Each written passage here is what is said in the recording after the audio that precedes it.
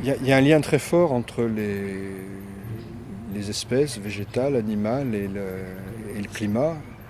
Et, et la végétation dont on bénéficie est le résultat aussi d'une compétition entre espèces que le changement climatique peut modifier.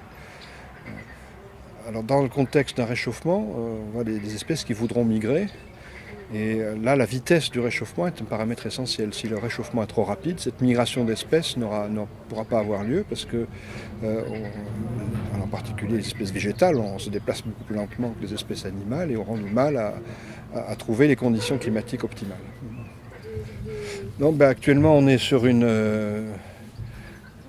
voie qui, si on ne fait rien, nous conduit à un réchauffement qui est de plusieurs degrés, 2, 3, 4, 5, on ne sait pas degrés. Il faut faire un effort très, très large et concerté si on veut effectivement limiter le changement climatique à des valeurs plus faibles. Donc l'engagement qui a été pris internationalement, c'est d'essayer de le limiter à 2 degrés. Et ça veut dire, il y a une certaine fourchette de valeurs, mais en gros diminuer par pratiquement un facteur 3 les émissions de gaz à effet de serre d'ici le milieu du siècle. Ce qui est un challenge extrêmement difficile.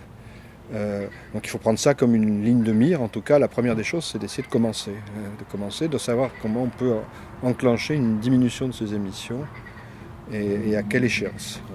Je pense que c'est plutôt sur ces objectifs de court terme qu'il faudrait essayer de se focaliser maintenant.